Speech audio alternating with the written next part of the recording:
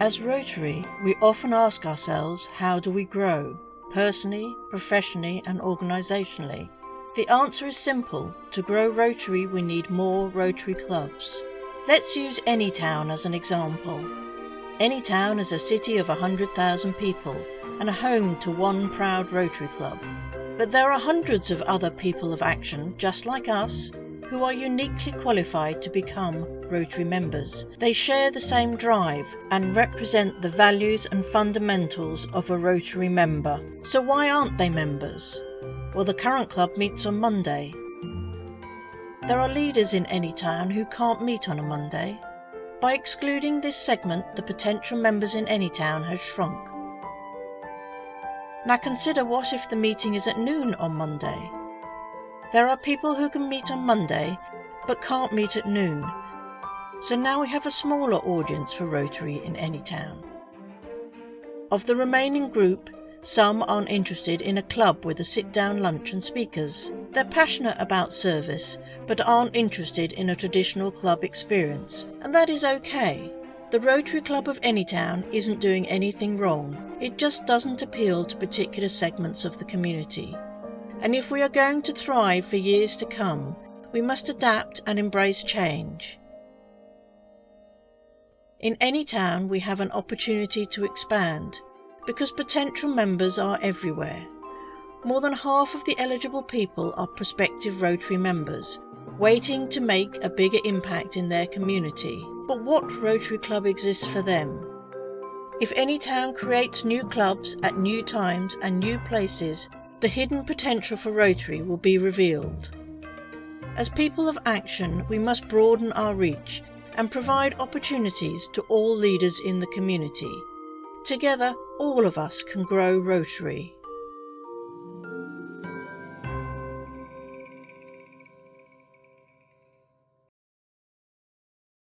And I will be your host this evening, and our presenters this evening also include Vice President of Rotary International, Nikki Scott, and Chair of the Board of Rotary Great Britain and Ireland, Garth Arnold, and also Specialist Advisor for Public Image, Phil Dyer.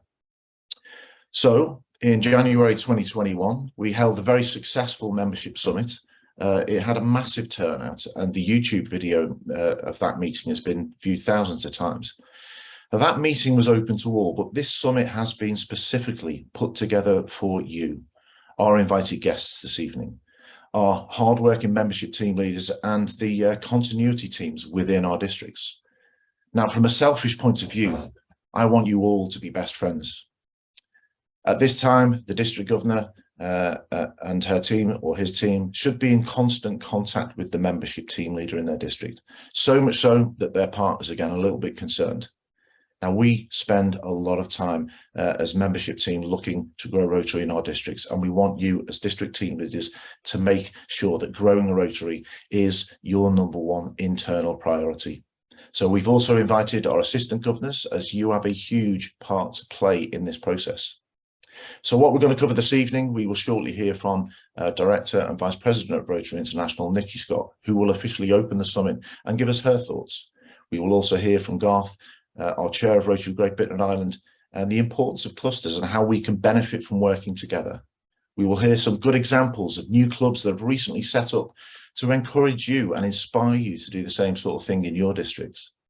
And our members are vital to the organisation. We want to keep hold of them, and we want to make sure that Rotary is a comfortable place for everybody. And with that in mind, we will hear from Debbie Hodge, who will tell us more about values and behaviours in our clubs, and how that will help us tremendously with the retention of our members. Finally, of course, we need a call to action. The time for sitting around and talking about new clubs is over. It's time to get started. So, without further ado, I would like to extend a warm welcome to Nikki Scott, Vice President of Rotary International. We're extremely fortunate that Nikki's been able to take time from her incredibly busy schedule to be with us this evening. And I think it speaks volumes as to how important this subject is and how important this meeting is. So, Nikki, thank you very much, and over to you.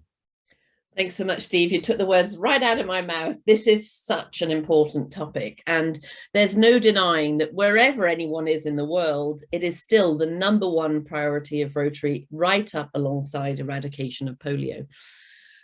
And it's up there as our number one goal for a good reason, because this is an incredible organization that we're all part of. And we want to make sure that it is around for at least another 100 years of doing good work in the world. So this is a shared responsibility, and you have all been invited here tonight because you are all leaders of Rotary Great Britain and Ireland. And I want to thank you for taking time to be here and ensure that this is a problem that we can solve together. There's no escaping from the fact it is a problem, but I think it's a problem that we should embrace, accept the challenge, and I hope that you find tonight will be challenging. It might make you feel a little uncomfortable when you hear some of the goals that are being set, but please know, as Steve said, that we are all in this together. You may or may not have heard that we are now an official pilot of the Rotary International World. That has happened because there was a Council on Legislation meeting where representatives from the entire world of Rotary came together in Chicago in April of this year. And together with Australia and New Zealand, it was agreed that we would be a pilot program for innovation and change, which means that we will be supported with some financial resources to help us solve this problem. That's the good news. The bad news is why we're the pilot, because we are probably one of the greatest rate of declines in the Rotary world alongside Australia and New Zealand. But I think that's very understandable because we have a very aging demographic. That doesn't mean that those Rotarians aren't still very dedicated people, but the fact is probably about 2/3 of our Rotarians, if you take into account, we don't know the age of absolutely everyone, but probably about 2/3 are now over 80. And whereas the rest of the Rotary world is focusing on retention and keeping the Rotarians we have, and definitely we want to keep those that are still with us, no doubt, but no matter how hard we focus on that, there are definitely those that will be going to higher service. So where does that leave us? That leaves us thinking differently. We have to do something differently. I probably said this in the last membership summit, all those 21 months ago, back in January 21. If you keep doing the same thing, then you will get the same results. That is the definition of insanity, right? According to Einstein, we have to try to do something different. And so we have. A lot has happened since January 21, and I'm sure that most of you here tonight are aware of many of the changes that we have been making. There's 3 elements to those changes. The first is a new structure. The second is the opportunity for a direct membership, which will help us grow Rotary faster and help you grow Rotary faster. And the third is a change of culture. I'm going to start with the last one because a change of culture is so important. Our beliefs drive our behaviors and our behaviors drive our results. We have to believe that we can turn this around. And I want to see from all of you tonight, by the end of this meeting, by the end of this summit, I want to see a vote of confidence that you all will join us in believing we can and we must turn this around, because there's too much that's too good not to share with others. Coming back to the structure, as you heard Steve mention, we now have a first regional board. This is part of our pilot program. And we have a lot to be proud of because we are actually leading the way in the concept of regionalization, where instead of saying one size fits all the world over, the fact is we have regional differences and we have regional needs that differ. Our communities have different needs. So it's important that we adapt to these different needs. In the same way as members joining Rotary or being in Rotary already will have different needs. So there's no such thing as one size fits all. So we have a new regional board, and that is designed to provide greater continuity with 3-year terms and take the weight off the shoulders of the district governors, who are already very busy running the districts and looking at visiting the clubs. Those club visits are important because that gives the governors a chance to listen to our members, listen to what they're asking for, and help looking for ways that we can make Rotary easier. Somehow I think we've got very good at making it very complicated, and we need to unwind that and help make it as easy as possible to come to the place of doing service so that volunteering is easy. A second part of that new structure is the clusters. And I want you all please to understand that the cluster concept is absolutely critical to getting the traction we need as close to the clubs as possible, as close to the members as possible. For too long, Rotary International has trained our regional leaders and done a fantastic job in that. But those trainings and the resources that we've invested haven't really been made as available as they could have been. They have been available, but the clubs weren't really aware of that. And I think it's partly because there's so much that goes on in our Rotary world, and it just gets confusing sometimes how much we're doing. I don't think I can stress more importantly, if we are not growing Rotary, then we might as well not be doing anything at all, because this is the shape, this is where we're headed. This is the time. The time is now to turn this around. And I do believe we can. I truly believe we can. By fostering this cluster environment, we can share resources. We can become more diverse, not only in our skill sets, I mean, in our gender and our age, but our skill sets. One of the most fantastic aspects of Rotary is how diverse the backgrounds we come from are and how different the experiences we have are. So by fostering a cluster environment where we work better together and we share those resources, then I think that strengthens overall our opportunity to better serve our members and add real value to those that are with us and who we hope will join us. On the note of joining us, we want to make that easier too. It used to be very hard to have to get 20 members to form a new club, or even just 8 members to form a new satellite club.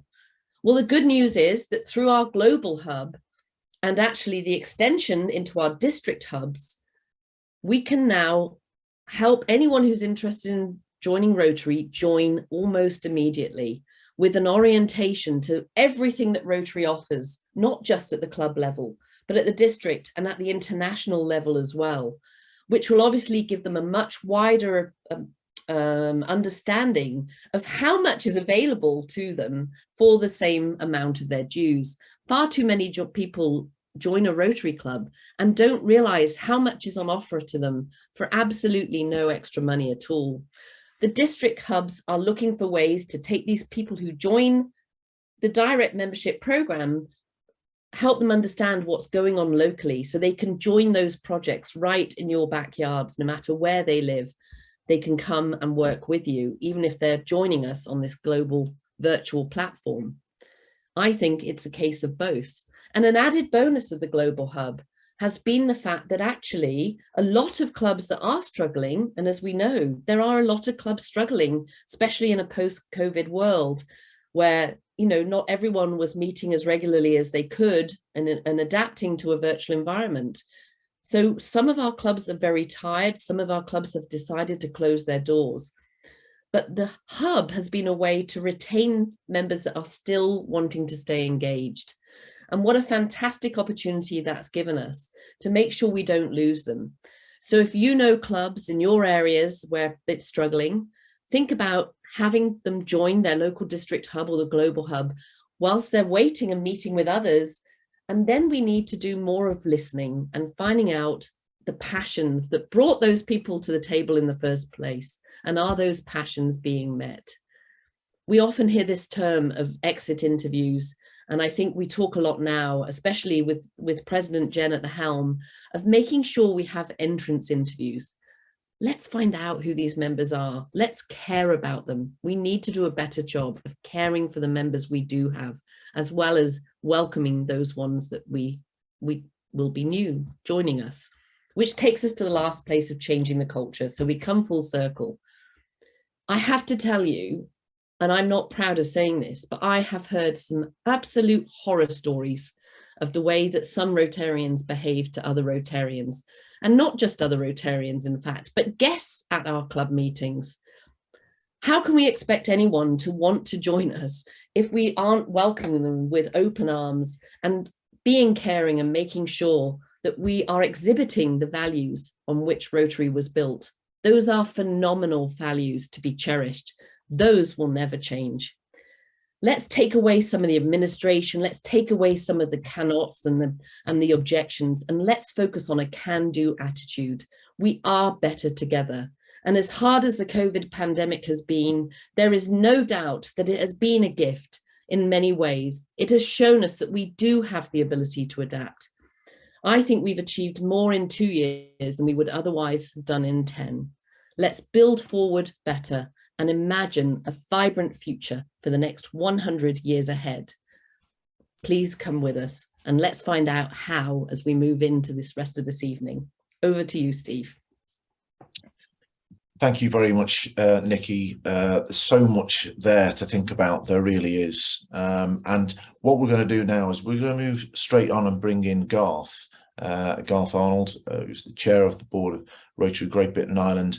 And Garth has got to put a little bit more meat on the bone and maybe got a bit of a challenge for us, Garth. Okay, thanks, Steve, and thanks, Nikki, for those great motivational words to get us all started and all jammed up and ready for really trying to take this forward. As Nikki set out, as you all know, the regional board kicked off on the 1st of July, and we set ourselves a big goal for 2027, 60,000. So 60,000, which I know is a huge leap, but you know, we have to start big if we're going to succeed. We have kick-started a number of work streams on growing membership and member experience, and looking at the end-to-end process, which a number of the special advisor teams and boards have been involved in. So you will be reading and hearing about that as we go forward. So we certainly have the capabilities, I think, as Nikki has laid out through our new structures and the governance structure. And as Nikki alluded, you know, it's now or never sort of thing. That the time is really right. Okay, we've got to start with baby steps, but it's important we sort of you know, we gather momentum and we have to start from somewhere. So next slide, Phil. So hopefully you'll all be familiar with this slide. It always makes me laugh because I am colorblind, so you can see somebody who's colorblind. It's very hard to see where those are, but anyway, a lot of people sort of help me with that. But what is clustering? As Nikki alluded to, it's absolutely critical concept that we sort of want to work together with everybody. So it is a key part of our restructuring, and as you can see there, we're split up into six clusters, each made up of either 4 or 5 districts, and this allows for the districts and their officers to work together in groups, provide better support to club and to members. I suppose if I was to sort of summarize that in 3 pieces, you know, what are the benefits? So it's for districts to share resources, it's to lift some burden from the district governors, and it's really to maximize the effectiveness of central resources. Next slide, Phil. Okay, and the next one, please. Okay, so what we thought is it would be a good way to try and launch and keep the momentum going is to put in a little bit of a goal and initiative. And as you all know, through the districts, we all have our membership goal, 3 new clubs in a Rotary year. And what we're going to look at is bring a bit of energy and focus for the next 100 days, starting from tomorrow, which if anybody has their calculators and calendars out, we're looking, that'll take you up until Saturday the 8th of January 2023, not long before the district governor-elects head off to International Assembly. So how many new members is that? So we're looking at 600 new members in 100 days. So we're looking at 100 per cluster. So we need to be able to continue the development of the clusters, and this must be a great way to get everybody working together. We're trying to make this as simple as possible. So I appreciate there may be some differences in some of the cluster makeups, but it's all about achieving the overall number. So if I sort of break that down a little bit more, if anybody's trying to calculate that out, that's roughly about 25 per district. So what we're looking at then is the 600 and 100 days from tomorrow, and as we sort of go through the rest of the evening, we'll sort of be hearing a little bit more about some sort of ways that hopefully we can support you and rejuvenate this things to really get this up and going. I'll come back in at the end just to do a little bit more about something on the cluster meeting. So I'll hand back to Steve. Thanks. So I'd like to give you a bit of a report on the current state of play in here in Rotary Great Britain. I mean, Nicky's covered some of it already. Let's take into consideration that we have lived through some strange times in the past couple of years, and that may very well have had an effect on our figures. However, it has to be said that Rotarians were still very active during this time. I, for one, like many of you, would have been out there a couple of days a week delivering prescriptions, medicines with a few club members, and also helping out at vaccination clinics. And we've all seen the great photographs on social media about the work that has been carried out. So in turn, I think that did go in our favour, and no doubt we have gained some members as a consequence of that hard work. It's a fairly well-known fact that Nicky said, that numbers have been falling in these islands for a number of years. And since taking on this role, I've worked alongside Leslie, and we've built up a great relationship with our membership team leaders in the district. Now, they meet regularly with our assistant Rotary coordinators in their cluster, and myself and Leslie, we receive monthly updates on the progress and any issues that are happening in the districts. We have a really busy WhatsApp group that pings all day long with questions and ideas, and actually we don't answer them, they answer them amongst themselves. And never before have our membership teams worked so closely together and helped each other across our district borders. Now, they are fully aware of the situation that we have in these islands, and I want you to fully understand where we stand and what progress is being made. Now, I mentioned earlier that I want you as district leaders to make your membership team leader your best friend. Okay, be in touch with them all the time. Know what's happening in terms of new clubs, current clubs, even when someone is thinking of leaving, to celebrate when somebody joins and ensure that they're mentored correctly. Now, it's vital that as a continuity team that you are fully aware of when a club is talking about closing. Okay, there's no use, obviously, finding out 2 weeks before. And our assistant governors, they should know well in advance if this is going to happen and kind of keep you in the loop. They are the eyes and ears on the ground and closest to the clubs, as we know. So this way we can actually do something about it. And obviously we don't want to lose clubs, but it is inevitable that we will lose some, but we need to help them. And just because a club closes, that doesn't mean that those Rotarians have to leave Rotary. Every district should now have a flexible club that they can refer people to, somewhere they can park themselves until they decide which club they would like to join, or maybe they would like to stay with that flexible club, or like Nicky's explained, maybe they would like to go to the global hub. So we've talked about this for long enough, and many districts have actually turned to this idea and have flexible clubs, but there are still some districts that don't. So has your district got a club that you can place someone in who's thinking about leaving Rotary? So let's have a little look about what happened last year. At the end of the Rotary year, Rotary Great Britain and Ireland lost 5,080 members.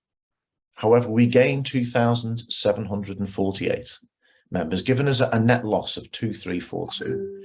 And last year, our GBI started 36 new clubs. 8 clubs, as you can see from this slide, have been started this year. Bear with me.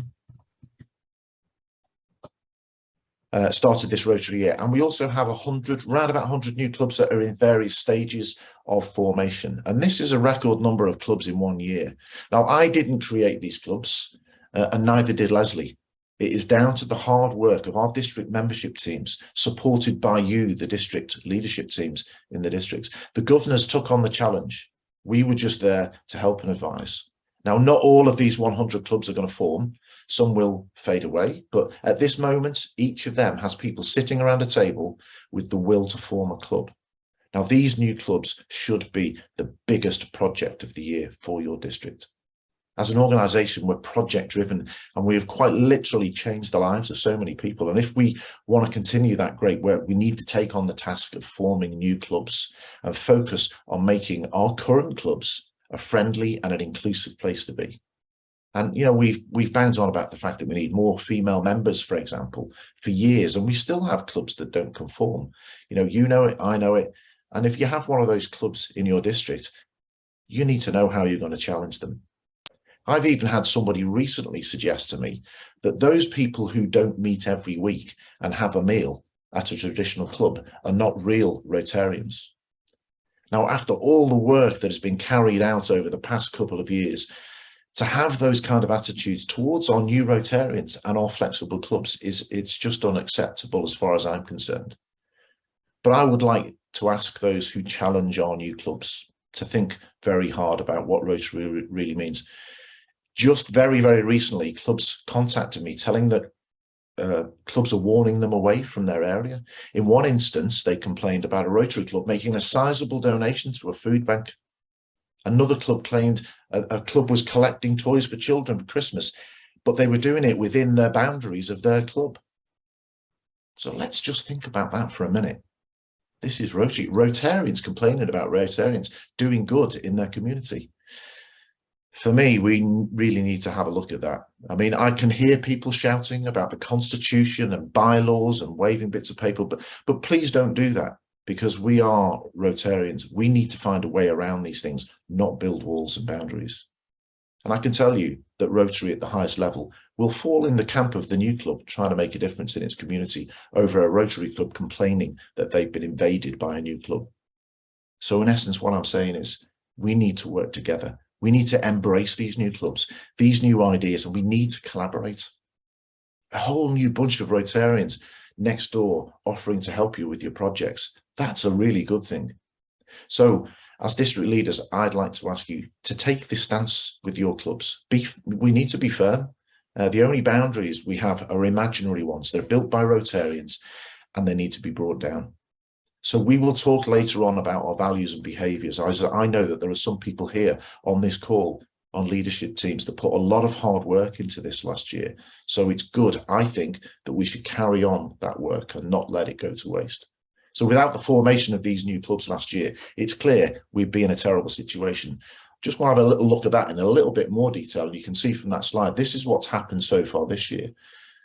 So far, we chartered 8 new clubs. And the breakdown of the average age of the members is there. Please don't read too much into where it says traditional, because traditional is basically a club that meets face-to-face on a regular basis. Nothing more than that. They can be very relaxed or they can be more traditional.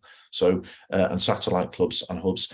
So that is just July to September. That is our latest figures. But look at the new members, 29 female, 17 male.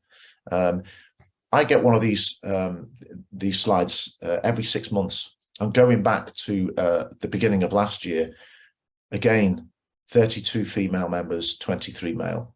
So with that was the first part of last year was 9 new clubs. And then the second part of last year, 27 new clubs, 71 female members to 56 male. So we can see there's a bit of a pattern emerging here. Our newer clubs and our more flexible clubs are attracting more female members, which is a good thing. Okay. Phil, you can switch them, take that slide down if you want. So you can see that there's been a lot of really hard work going on. And as I mentioned before, these clubs, there's about 100 of them in the making. So please, as a community continuity team, I should say, please make sure you know where these clubs are, if there's any of them in your district. And the best way of finding out that, of course, is to ask your new best friend that we were talking about before.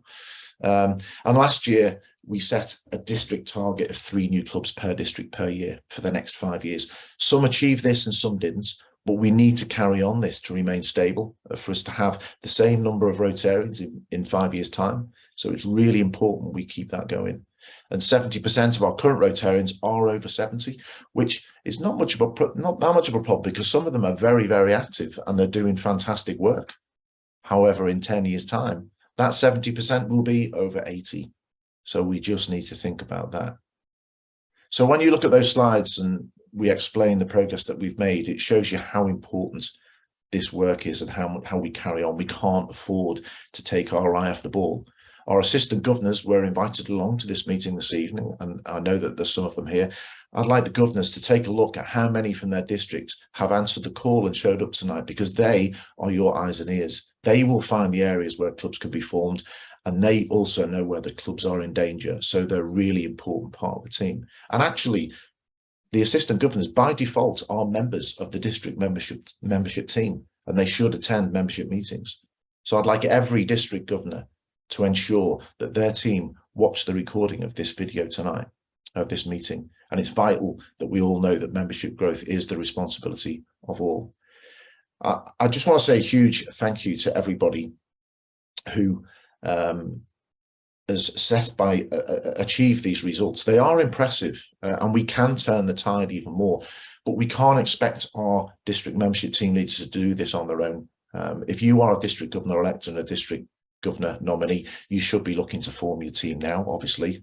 But the district governor nominees, approach people now, form a membership team and not a membership person. And lastly, from my point of view, it's important that you know that we are here to support you. We have a great deal of knowledge and experience, and we're constantly reaching out to our neighbours across the globe. We're exchanging ideas, and we also have our own support network for us as well at Rotary International, who are excellent. So I want you to leave this meeting today with one big project in mind. Look at these goals, look at what we're asking you to do, and take responsibility within your role for growing Rotary. And of course, one of the best tools we have to sell our Rotary story is the good use of public image. And so with that, I'd now like to hand over to Phil Dyer, Rotary International Public Image Coordinator, who's going to take this on, public image. Phil. Thanks for that introduction, Steve. My name is Phil Dyer. I'm the Public Image Coordinator for Rotary Great Britain and Ireland. And I think that the use of our brand and the use of our storytelling is absolutely critical to the way that we operate in the communities, whether they're here and near or further afield.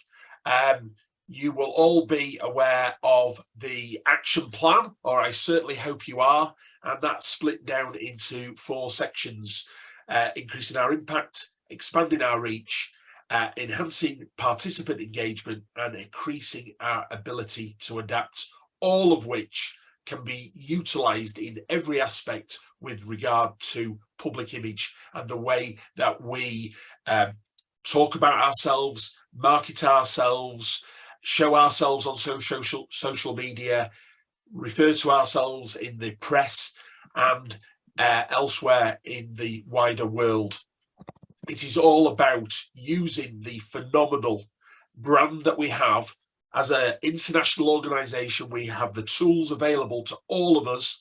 There is a brand centre out there, which we're not going to dwell on tonight, that has all the tools available for us to use it in a consistent, coherent way to make sure that our message and our storytelling is told in the right way. So just touching very quickly, I've said that we have an amazing brand. We're an international organisation. We're in more countries than McDonald's, and we have the tools available for us to use that. And the beauty about all of us using the correct branding at the right time on our social media or in the press or in our photographs and with the liveries and banners that we use is it makes us look like we are the international organisation that we are. We've got consistency across the patch, across Rotary Great Britain and Ireland, and we don't have people going, oh, they've got a slightly different logo, and are they the same Rotary as the people down the road? Oh, I don't know. And if we use the brand correctly, it is immensely powerful. Just touching on this year, we have got a storyteller in chief, the first female international president, Jennifer Jones, and she is a storyteller. And we are best explaining the work that we do in our communities here and near and further afield by storytelling. And I'm a big believer of this. We need to tell our stories with a beginning, a middle and an end. And we need to set the scene of what we are trying to achieve We need to tell them that the activity, the project, the opportunity is happening now, the middle. But most importantly, we need to tell them about the impact that our work in the communities that we operate in, the results of that impact. And so often we don't do that. And we need to think about telling the story of the projects that we do. We're planning this project. This is what's going to do. We're going to do it in 3 weeks' time, whatever the project is. The middle bit is we're doing the project today or we're doing the project tomorrow. This is what, why don't you come down? Why don't you get involved? And the end is the impact of what we have achieved, whether that's, the people's lives that we've impacted upon. We need to, and I do not apologise for using the word business here. I am still working full time, and we need, as a Rotary organisation, we need to tell people that we're open for business. We're open to get involved in the communities that we do, and that means using social media and press and storytelling and just explaining the great work that we do to the people that we come across. We're going to come across a couple of examples later this evening. And one of the reasons why public image is really important is the membership dividend that public image brings about. If we use great public image, we attract more people. And the likelihood is that those people will be excited by the work that we are doing. And the more people that we have, the more membership that we have, the greater the foundation giving and service opportunities we can do. So more and better public image brings about a greater membership to do good in the world. It's that simple. And we have all the tools available. So I don't really want to talk too much further, but what I would like to do is invite Julie, Gary and Dave from Three Castles of Deal Rotary Club. Well, welcome to the show tonight, guys. I'm just going to bring up your secret weapon, which is you are Rotary pirates, are you not? That's right. It's great that you've come down here today. So the first question I'd quite like to ask Dave, if that's possible, Dave, is where did Rotary Pirates come from? Can you tell us a little bit about that? Well, actually, it's the other way round, because we've been pirates for 4 years, but actually we chartered this new club on the 2nd of May, Phil, this year. We had to take a name that was other than pirates because with nefarious connotations, it wasn't acceptable to our eye. So we went for the Three Castles. But basically, we've been using the pirates name for about 4 years now. Where did it come from? Like a lot of good ideas. It came from a pub, and it was the first day that I met Gary and Julie.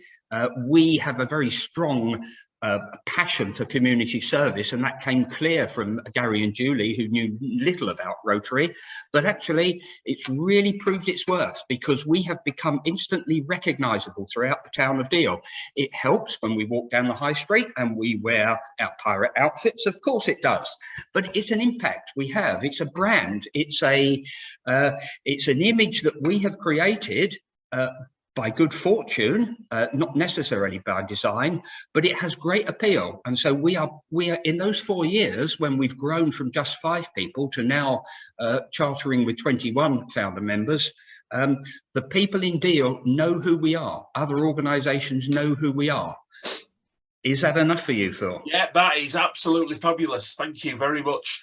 I've been looking at, so this is a question I'm going to direct to Julie. You have a really good social media presence and your energy really shows through. Can you tell us a little bit about your strategy, particularly in regard to social media? Cheers, Julie. Yeah, of course. Regarding the social media side of things, we think about the content. The content, it's got to be interesting. People have got to be interested in it. It's got to be relevant. And with everything, it's got to be up to date. There's nothing worse than going on a Facebook page and it's like 2 years old and there's things that happened years ago. We also like to vary the formats that we use. So we use pictures, short videos, we have GIFs, we have photographs. Yeah, we have just lots of different ways of showing what we're up to. Also, it's really important to remember that things don't just happen overnight. We encourage our members to engage with our page. We ourselves engage with other groups on Facebook and other events. So that's given us a bigger following, and it's meant that we've learned lots, which is always good. And in addition to that, as with all the things that we do, we like to call on the skills of our members and the wider network that we have. So, for instance, we've got one of our members is a really good photographer. So she comes along to our events. So we've got hundreds of photographs, that are really good. We've got somebody else that likes putting together videos. So they send us videos that we can use. So it's really important. A lot of the time you've got the skills, just underneath your nose that are there to be used, and people, our members are keen to. But most importantly, I think that there's lots of times where we've just struggled with things and we don't know what to do. So we're not afraid to ask for help, whether that be with members or as I say, the wider network. We're just keen to learn and learn by our mistakes if we've made any. I would say you get out of social media what you put in. You can't just post a picture and expect it's going to go viral. You've got to put effort in. Excellent. Thank you very much for that, Julie. Okay. Right, Gary. I'm sure it's not all about social media, and your public image is utilised using other media and other forms. Can you tell us a little bit about what you've been doing outside of social media, please? Yeah, thanks, Phil. Phil, that with all marketing strategies, you can't just rely on one platform, something like Facebook. We're always looking for opportunities. I'll give you an example of some stuff that we've done over the last 10 months. We've been featured several times in the local newspaper, the East Kent Gazette. There's a community ads magazine. They contact us every 3 months and ask us if we've got an article that they can put into their magazine. We've been interviewed twice live on BBC Radio Kent, and one of those was for the Commonwealth Baton Relay. Oh crikey! There's a Saturday market, a very, very popular Saturday market in Deal, and we've had a Saturday market stall in the market. We know the people at the town council, and when the opportunity is there, we're in the town market promoting Rotary and any of the events that we've got coming up. A fairly recent one, the Dill Carnival procession. We had a float in the Dill Carnival. Yes, of course, it was a pirate ship. But there was a lot of interaction. We've got a large display window in the community centre. The home of the pirates is the Landmark Community Centre. We've got a big display window there, and it's right in the middle of the high street, and hundreds and hundreds of people use the community centre daily, and we've got a big display window. We started to use QR codes, and that helps drive the public to where we want them to go. And one of those QR codes, or 2 QR codes actually, is in that display window. You might like this one. One of our members has got a 5 foot by 3 foot sign on his fence right by a busy traffic during busy rush hours. Yeah, he's got his hand up as well. Who's got that sign up? And we've also got we also have Polly, our 5 foot 4 inch parrot, who is known and loved by the pirates, young and old. You are 5'4", aren't you, Julie? Yeah, that's right. Yeah. So that's the sort of ways. It's different touch points. Lots of different touch points. Always looking for those opportunities. There's opportunities out there when you get to meet people through networking. Perfect. I might have gone on a bit too long, but it's just perfect answer, Gary. And it's great to see that it's not all about social media. It's about multiple sources and multiple uses. And like you say, multiple touch points. So just touching back to you, Dave, what have the Pirates got in store over the next few months? Can you give us a little bit of an insight? Well, actually, we've got many activities planned, Phil, some of which in various stages of development. So we're currently involved in a decorating project at the moment at this community centre. But our events, our activities run into three different types, if you like. We have hands-on projects where we're out there doing stuff, real stuff, getting dirty, wearing overalls, climbing ladders, that kind of stuff. Even I, the oldest member of the club, is still capable of getting up some scaffolding. We run community events, so it's family events, it's fun things. We've got our own set of pillories. We've got all sorts of equipment that a handyman has made to make it much more appealing, and it's all Rotary themed stuff as well, Rotary branding. And then we're involved with social activities, and it's not just for our members, it's for our volunteers. We've got a wide catchment of different groups that want to be part of or want to come along and see what the Pirates are doing. So our projects, Phil, people are now coming to us to ask if we can do things rather than us trying to find what we can do next. Excellent. We've got Deal Town Council, we've got Dover District Council, we've got a number of volunteering groups, got lots of bodies out there. Our reputation, I have to say, and I know I'm being very proud about this and showing off, but it's fantastic when people see what we're doing and come to us. We get such a kick. We've got two people at the moment wanting to join us, so we just had application forms given to us this week. Excellent. Superb. Thank you, Dave. And just summing up now, Gary's, because we're probably a little bit pressed for time. 3 words, the last 3 words that you've got today. I'll go to Julie first, then Gary, then Dave. So Julie first. What 3 words would you give as advice to our viewers, our participants tonight? Right, my 3 words are engage, share, and fun. Awesome. Gary? Well, I was going to say events, but projects, community, and it's got to be fun. Awesome. And Dave, finally? Enthusiasm, and it won't surprise you to hear fun. Awesome. Excellent. Well, thank you for sharing that insight, Pirates. Although the 3 Castles of Deal, known as Rotary Pirates of Deal, thank you for that. I really appreciate the insight, and I'm sure those participating tonight will as well. So thank you for that.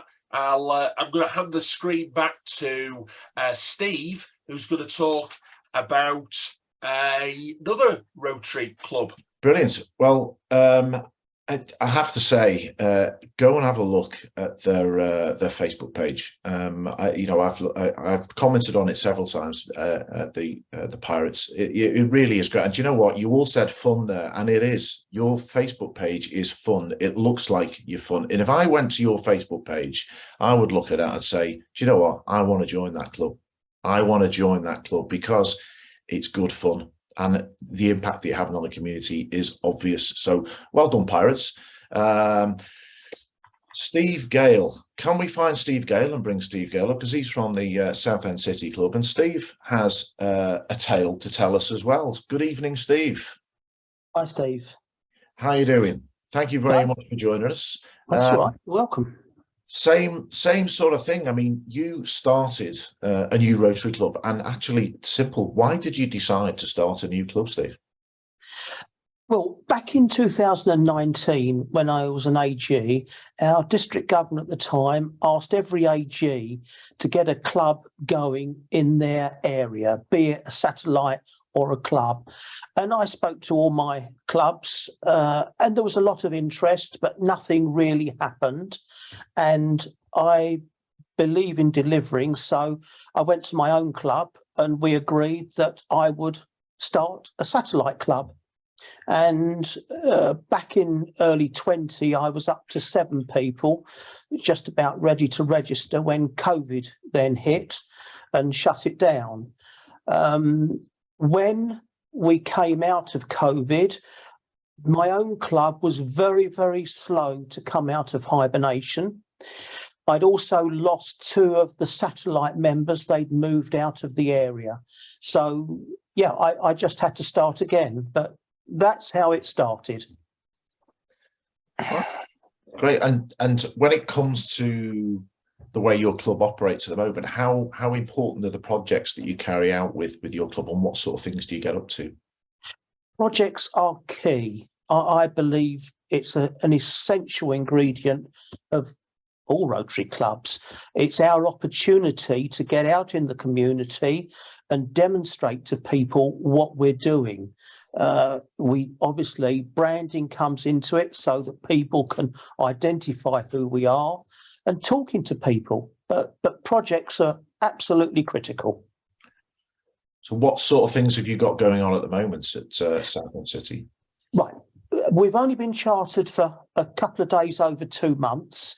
We've already done a volunteering day at our local children's hospice. And from that, we've offered to maintain part of their grounds for them on an ongoing basis, which is sort of an orchard area, but with buildings, etc. They haven't accepted yet, but it's going through the motions. We joined another local group that I've been involved in for years, which is Rotary River Care, literally clearing rubbish off the sea walls. And on Sunday, we helped clear 5 cubic metres of rubbish in sort of an hour and a half. Mm-hmm. We've got a World Polio Day and Charter celebration fundraising event.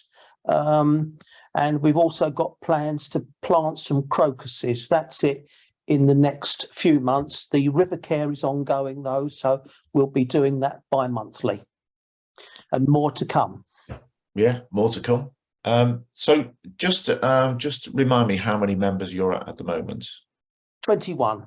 You're up at 21. So you got up to that number pretty quickly then, didn't you? What was the main thing that you found attracted people in? How did you get to that number so quickly, do you think? Right. My original aim was to always work alongside the sponsor club. But as I went out talking to people, I realised that wasn't what was wanted. So I set about creating a new vision, which, coming from a breakfast club, would be an evening meeting club. And it's what I call relaxed Rotary.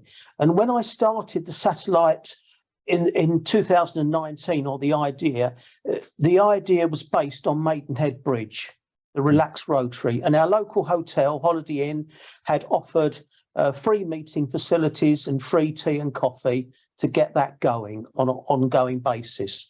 They are now a corporate member as well. But that's how we started. As I've moved on, I found that people wanted to do things. They wanted the projects. And so we only meet twice a month as a business meeting, but we meet many more times doing things in the community. And I must just slip in. We've got a strap line, hashtag having fun and getting things done. And we're quite proud of that. And again, fun is critical because that keeps everyone involved. Seems to be a bit of a theme emerging here, doesn't there? Beginning with that, you know, everybody likes to have fun in Rotary, and it seems like very much that's the way for your club, like the Pirates as well. Yep.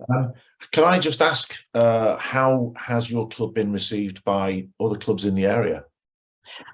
Very well. The only club that seems to be upset is our sponsor club, and there's a lack of understanding about the process. Many members did, but a few members didn't, and that's the most disappointing thing, because I'd explained to everyone whilst I was an AG what was going on, so it was no surprise. And it did come to fruition far quicker than I expected. But I ran a few information meetings and shared my vision, went and spoke to people on a one-to-one basis, and they wanted to be part of it. Well, that's fantastic. And, you know, it's like you said, I think we do have to work with each other. I think it's important when we're introducing something new to these areas that, it isn't going to be easy for some people to perhaps understand. And so we need to work together, sit down and work things out. So I'm glad. Why do you think it's so important? Finally, this is the last question for you, Steve. Why do you think it's important that we start different types of clubs? The world is changing, and we need to change with the world. I always remember when Brad Howard was over here several years ago, and he said we must embrace change. And he gave the example of Chicago clubs and how things had changed there. And that's always stuck with me. And as I say, the world is going to change all the time, and that requires clubs to adapt. Now, older clubs don't want to adapt, and I don't blame them. They're stuck in their ways and they're happy with it. So that is the opportunity for new clubs to come on board, people with passion to develop those clubs and deliver what I would like to call new Rotary moving forward and bring some new energy in. Absolutely right, Steve. And I listened to Brad last week, and he was talking about it's very simple. Apart from the new clubs, is that our current clubs just need to create a club that their members will love. And I thought that was very simple and very easy. Create a club that our members will love. And all that means is that we look at ourselves every year and we decide if we're going in the right direction. If we're not, we change and we evolve and we do what we want to do as members of our own clubs. Steve, thank you very much for your time this evening. I hope that people have looked at your example and thought, you know what, if Steve can do it, so can we. And I'm sure, and I know that, Steve, you will be there for people if they want any advice on how to do this sort of thing.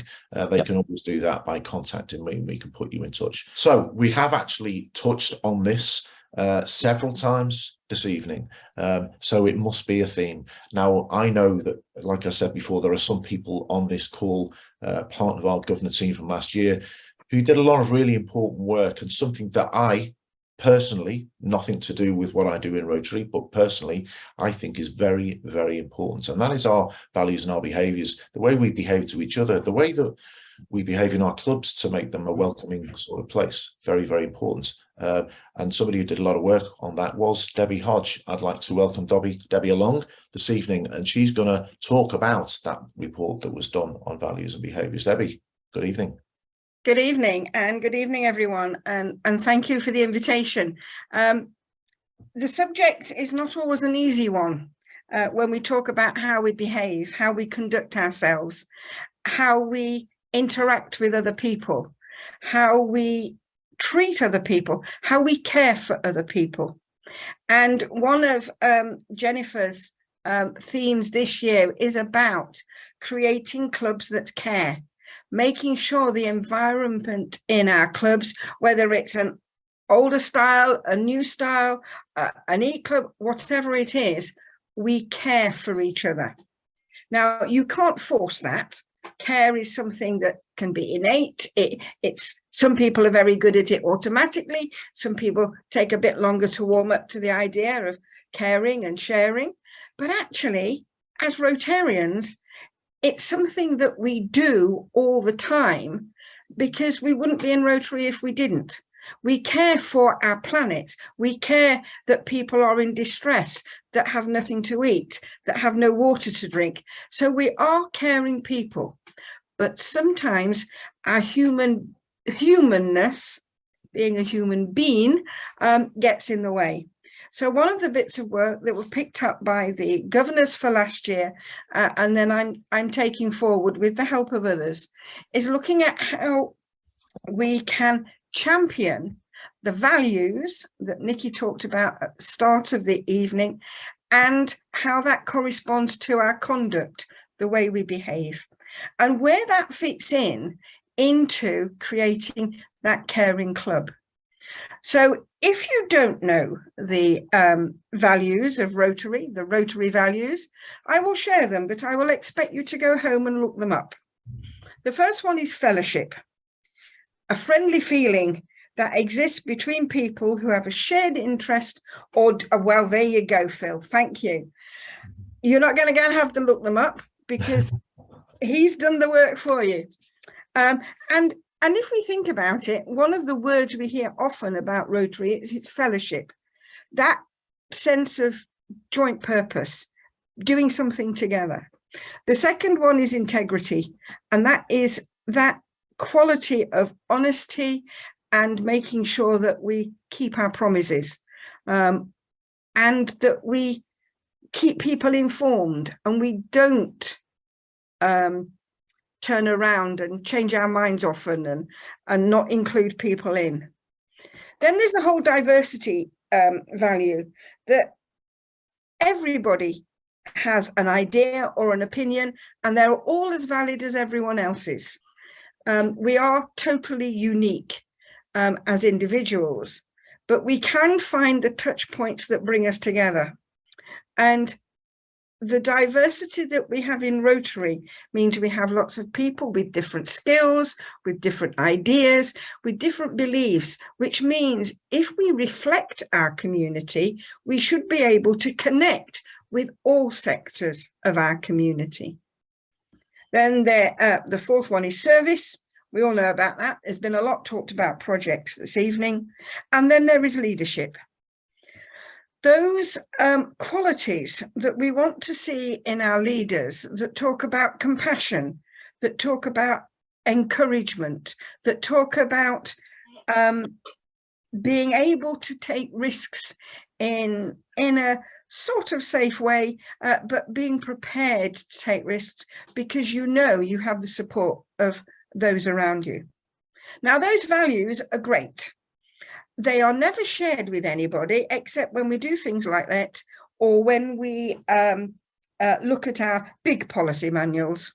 And those of us that have worked in big organizations know these will be stuck up somewhere around. But actually, they are demonstrated every time a Rotarian goes into a meeting, goes into the venue that they're meeting at, goes and does work on a project. Perhaps it's doing one of the things that in my area we do is lend a hand. So it's when you're going into someone's house with someone else to put up a curtain rail or paint a fence or clear a garden. How we behave and how we speak to people and how we care for them reflects the values of our organization.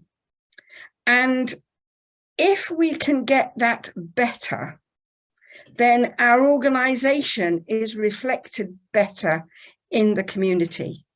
Our organization is reflected better between us. And if we get this right, and we have a way of enabling anybody to feel confident to be able to say, I don't think I agree with that, or I'm not sure I like the way you're talking about that particular thing or group of people. And to be able to do that in constructive ways that builds up people rather than puts them down. Now, this is the back of a postcard that is available from the online shop. And the hope is that every assistant governor will, through the support of their continuity team, take enough to each club to be able to share with every member so that no one is at odds with the organization's values or the expectations of how we will conduct ourselves and conduct our business. What this forms is the bedrock for every other policy we do. If you think about it, we have a dignity policy. What's the basis of that dignity policy? Our values. What's the way we demonstrate the dignity of every individual? Through the way we behave. So this work is ongoing. In the next few weeks, there will be another part to this, which is how do we deal with situations that are not conducive to the way we should be behaving, and how can we tackle that at a very local level without it becoming a huge mountain of discontent. And if we can then work that and do some careful education and some training, particularly with our leadership teams, then hopefully the message will get through to every single Rotarian that I am proud to wear my Rotary pin because of the values that Rotary works to and the values I see in the way Rotary conducts its behaviour. I hope that's what you wanted, Steve. Just finally to say that if we get this right, then every club in Rotary Great Britain and Ireland and potentially across the world would be a place where anybody can feel comfortable and cared for and have their passion and skills put to good use, because we're all in it to make the world a better place. Thanks very much. Thank you very much, Debbie. And that was exactly what I wanted. It really was. It's really important. We've talked about this several times, haven't we, this evening already, you know, about we're all doing a great job, but we could do better. And one of the ways of doing that is making our clubs a comfortable and inclusive place for people to come. Let's show people how welcoming we can be. And like I said before, a lot of work has gone into that postcard. And that it's not just a postcard, it's not just a piece of paper. It is the way forward for our organisation. And that is going to attract people in, because people will look at our clubs, they will see that they're fun, they will see that we have good values and behaviours, and they will want to join. Let's bring Garth back in. There he is, Garth. So we are going to start rounding things up a little bit, but we need to start thinking about, we're going to have a little bit of a Q&A as well. If people have got some questions to ask, we're going to take one or two of those very shortly. But yeah, let's just have a quick recap on this 600 in 100 days. Really important, this, and Garth came to me a couple of weeks ago with this as a bit of a challenge and said, you know, we really need to set something on this. And a lot of thought's gone into it. We haven't just plucked numbers out, but we really do need to think about setting our own challenges in our districts. You know, it works out to, what did we say, 25-ish per district. I know that there's one cluster that's got 5 districts, but generally speaking, 25 new members per district for us to hit that 600. I reckon we can do that, Garth, don't you? Yes, I think we can. It's been brilliant just listening to this evening to all that. I mean, it was great to hear those 3 words from Julie, Gary, and Dave, and you know, when fun running right across it, but you know, things like engage and share and community and enthusiasm, and that's what's going to take us forward and working together. And I mean, I think it's going to be the catalyst that really kickstarts these clusters.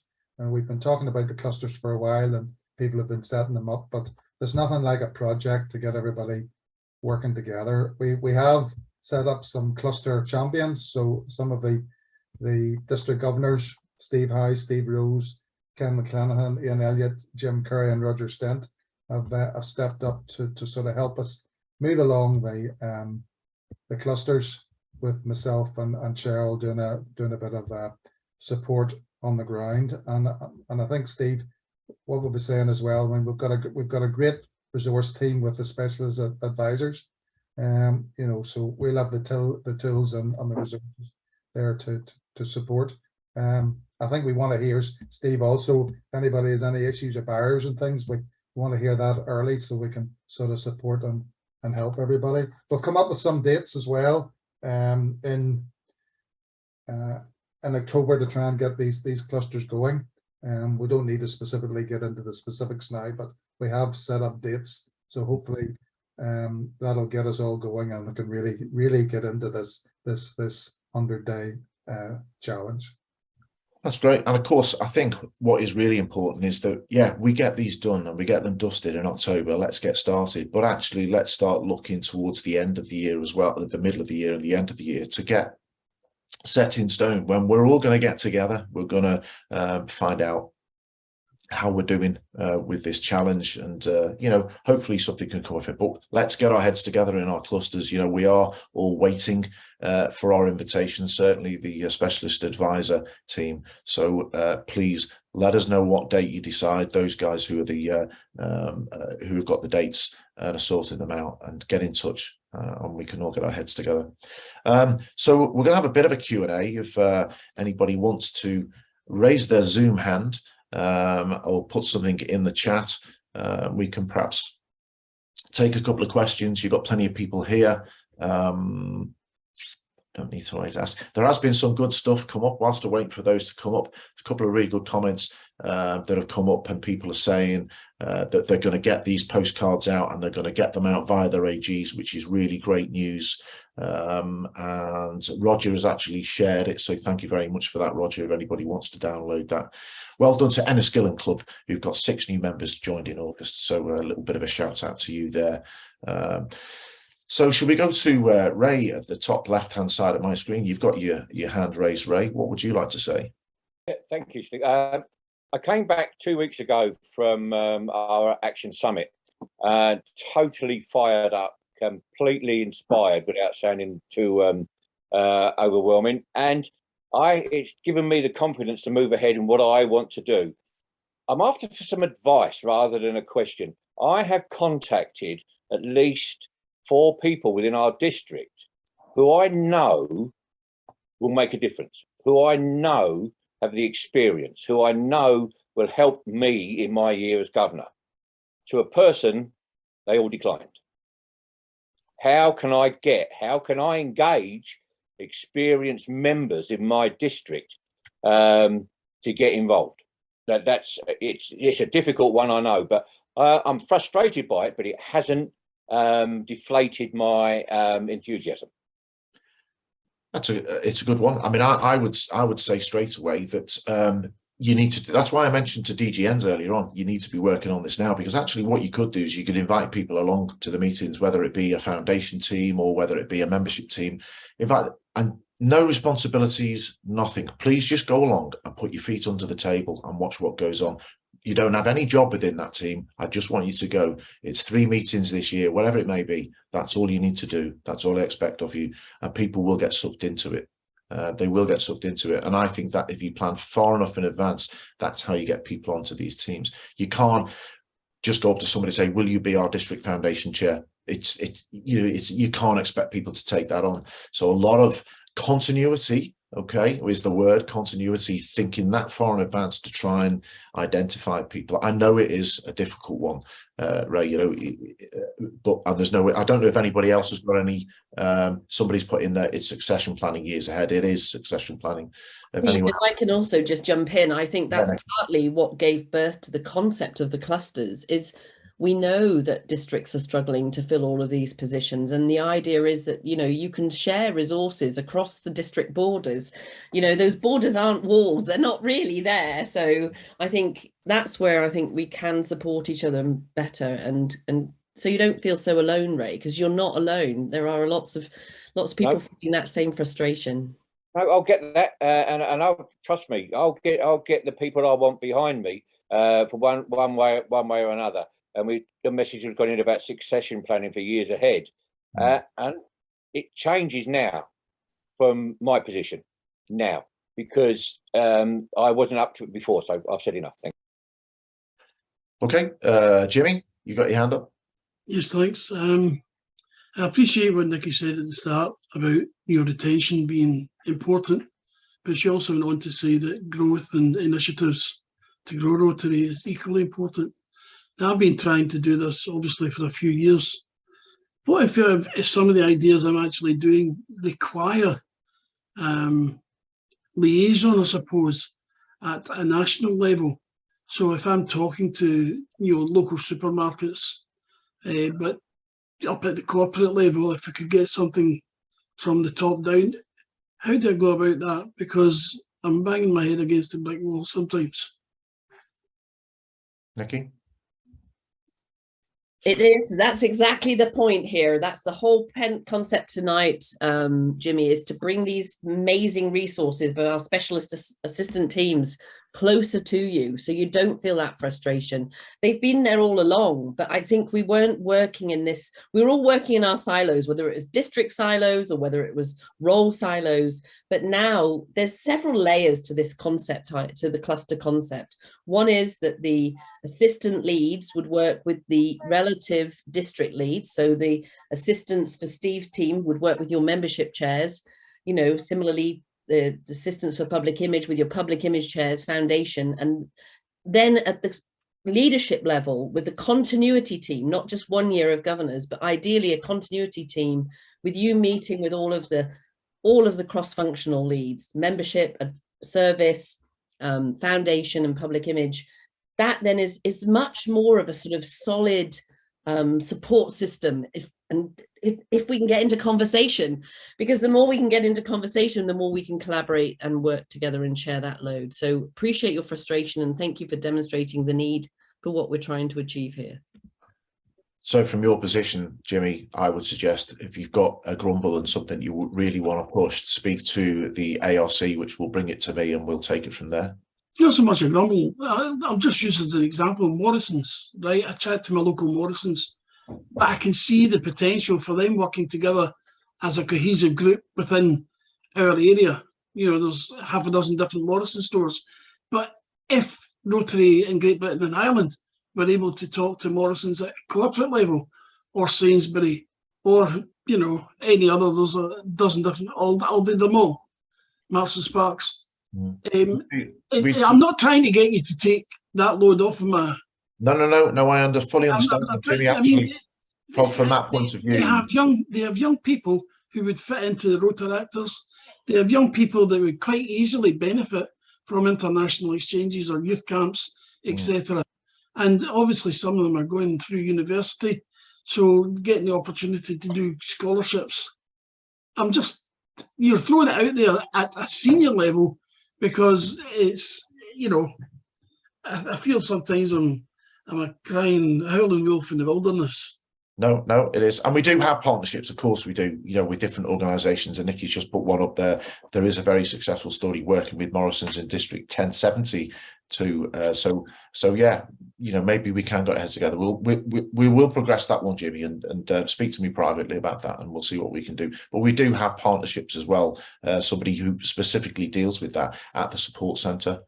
Roger, we've got time for a couple more questions, folks. Yeah, thank you. On Saturday last weekend, Rotary South 1145, we held an action summit modelled on the NEC one, and it was really good. We had Cheryl Berry come down as the external expert, and nearly 50 people, presidents-elect, attended. Loads of talking, loads of actions came out, over 80. One of the big ones, the big one, in fact, was what I call the Goya factor, about how we've got to grow Rotary.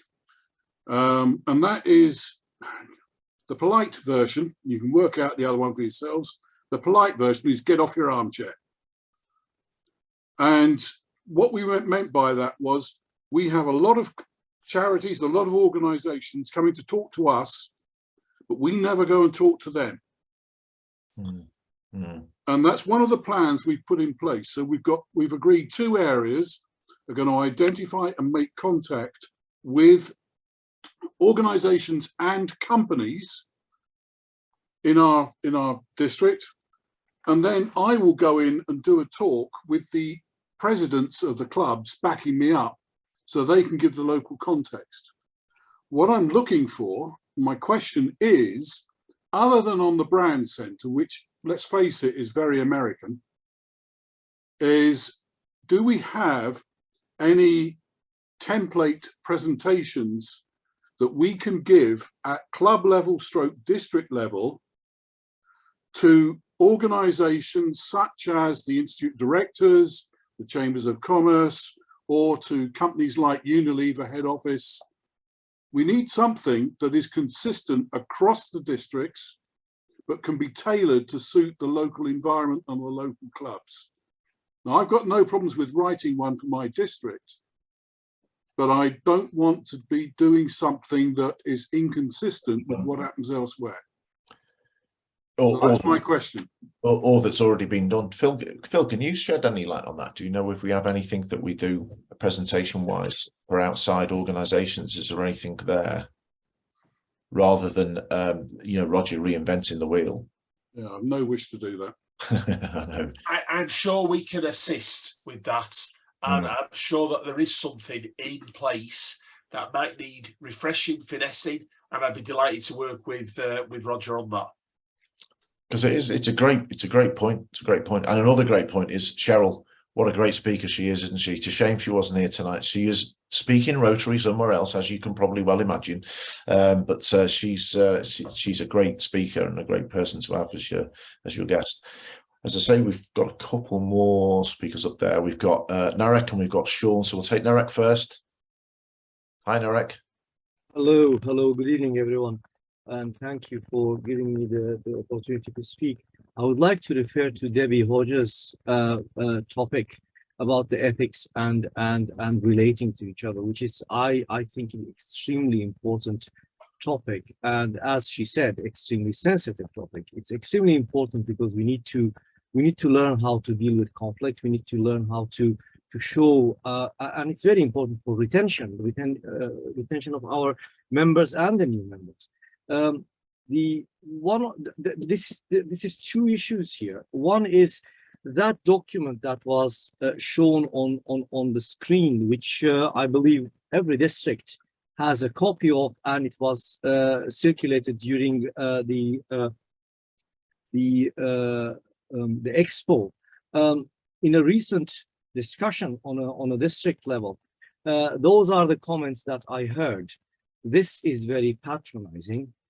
And again, imagine if this is handed over to individuals, that individuals might fear or might perceive it as a personal attack on their behavior, on their attitude, on their values.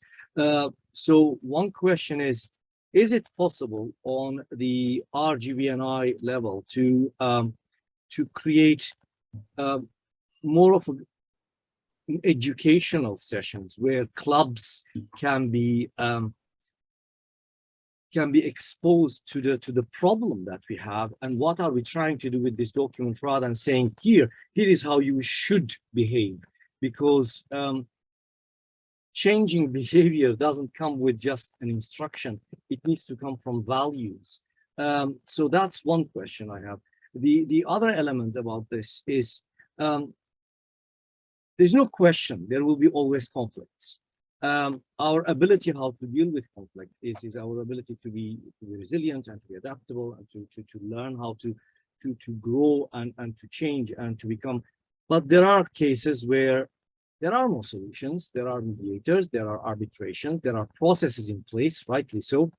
Even there are now groups in different districts that can take on that role of mediation. But what is missing, in my view, and I am in the field of care and mental health, that's my professional background. What is missing in that field is what happens to the person who is victimized. How is that person supported post the conflict? Because it's one thing to mediate and try to resolve the problem, whether that person is satisfied or not. But what happens to the person who's been victimized? How do we support them?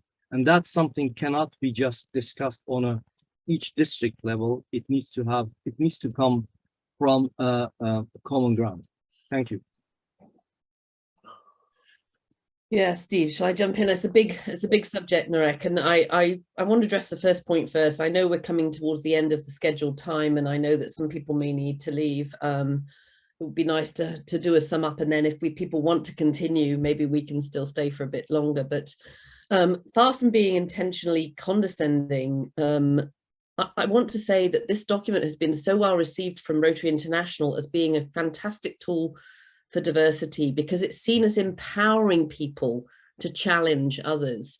The ones that react are typically probably the ones that ironically are going to be the ones maybe a bit guilty of observing, behaving some of these ways. So it's not intended to be confrontational, it's intended to empower. And there's actually a whistleblowing number to call for that exact reason, to take care and make sure that abuse isn't going unseen.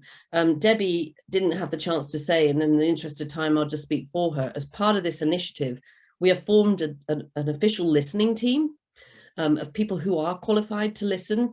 They're not necessarily therapists, but they would know to refer if needed for stronger medical help. So, because sadly, it does go too far. I mean, I hate to say that and admit that, but in this environment, I will say sometimes it goes too far. So you raise a very good point.